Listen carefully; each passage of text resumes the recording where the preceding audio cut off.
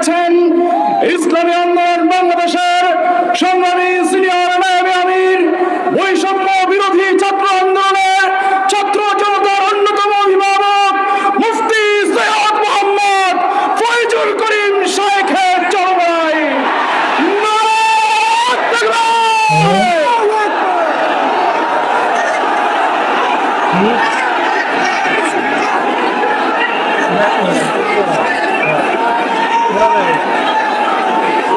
अस्सलामु अलैकुम व रहमतुल्लाहि व बरकातुहू।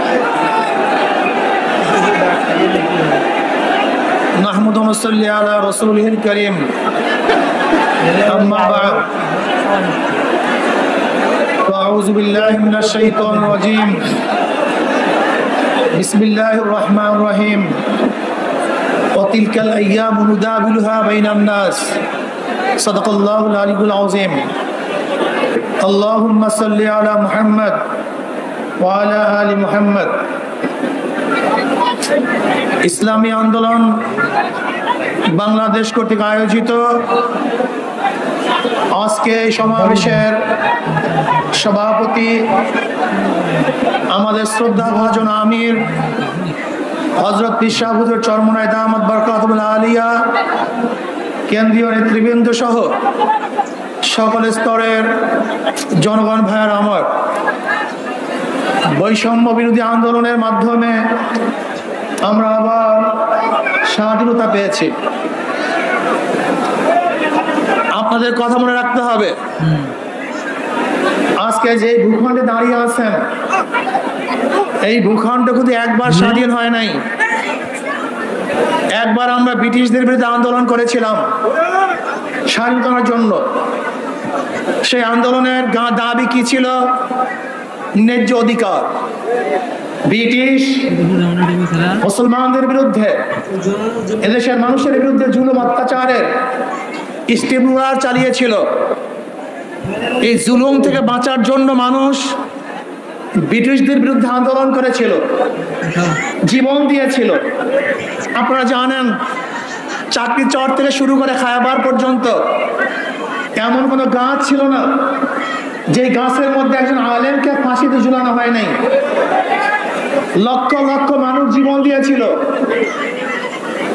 এই বাংলার মধ্যে ৮০,০০০ মাদ্রাসাকে ভুলুণ্ঠিত করা হয়েছিল। দিল্লির মধ্যে ১,০০০ মাদ্রাসাকে নিচ্ছিন্ন করা হয়েছিল।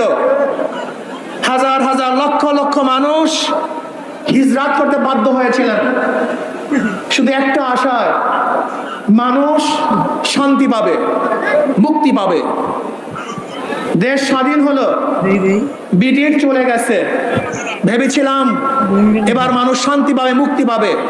কিন্তু না, আমরা দেখলাম মুসলমানদের বিরুদ্ধে ওরা আবারও ষড়যন্ত্র শুরু করেছে। মুসলমানদের অধিকার প্রতিষ্ঠিত হচ্ছে না, মুসলমান অধিকার পাচ্ছে না।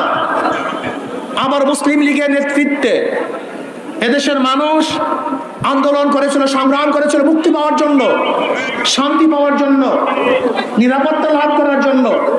পাকিস্তান নামীয় একটা ভূখণ্ড আমরা পেয়েছিলাম, ভেবেছিলাম আমরা শান্তি পাবো, মুক্তি পাবো। পাকিস্তানের দুইটা অংশ, পশ্চিম পাকিস্তান, পূর্ব পাকিস্তান। এই পশ্চিম এবং পূর্ব পাকিস্তানের মধ্যে ১৭০০ কিলোমিটার ডিস্টেন্সের মধ্যে একই নামে দুইটা রাষ্ট্র ভাগ হয়ে, ভারত থেকে ভাগ হওয়ার কারণটা কি ছিল? একমাত্র অধিকার, একমাত্র শান্তি, একমাত্র মুক্তি। কিন্তু আমরা কি দেখেছি? পশ্চিম পাকিস্তানের লোক আমাদেরকে মুক্তি দেয় নাই, অধিকার ফিরিয়ে দেয় নাই।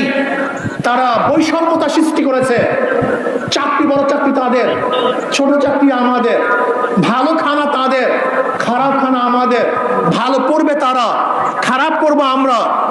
আবার মানুষ আন্দোলন সংগ্রাম করেছে বৈষম্যের বিরুদ্ধে, যে না, আমরা সাম্যতা চাই, আমরা প্রত্যেক অধিকার ফিরে পেতে চাই। এর জন্য দেওয়া হয়েছিল ৬ দফা, ১১ দফা, ১৮ দফা, ২১ দফা। মানুষের সেই দফার মধ্যে শুধু একটাই স্লোগান ছিল, আমরা মুক্তি চাই, শান্তি চাই।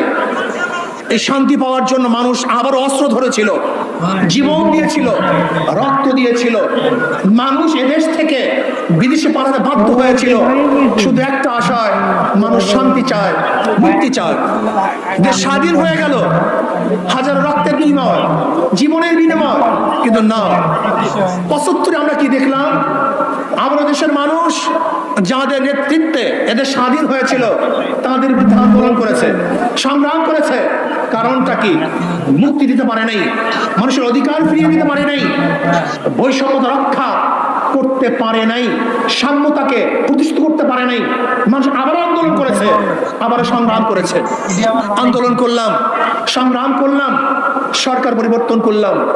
আজকে দেশের স্বাধীনতার বয়স 52 বছর। এই 52 বছরের যারা এদের শাসন করেছে তারা একজন শাসক ছিল না, সবাই শোষক ছিল। যারা 52 বছর এদের শাসন করেছে তারা জনগণের কল্যাণে কাজ করে নাই, নিজেদের দল এবং নিজের কল্যাণে কাজ করেছে। এই 52 বছর যারা শাসক ছিল তারা মানুষের অধিকার প্রতিষ্ঠিত করতে পারে নাই, বরং নিজের অধিকার প্রতিষ্ঠিত করেছে, নিজের দলের অধিকারকে প্রতিষ্ঠিত করেছে। এরপরে আবার আন্দোলন হলো, এই 24 সনে আন্দোলন হলো। আপনারা আন্দোলনে শরীক ছিলেন, মনে রাখতে হবে বৈষম্য বিরোধী আন্দোলনের ছাত্রদের প্রথম ভূমিকা ছিল। পরবর্তীতে এই আন্দোলন শুধু ছাত্র ছিল না, এদেশের আবহাওয়ার জনসাধারণ, পুরুষ, মহিলা, শ্রমিক, কুলি, মজদুর, তাঁতি, মাদ্রাসা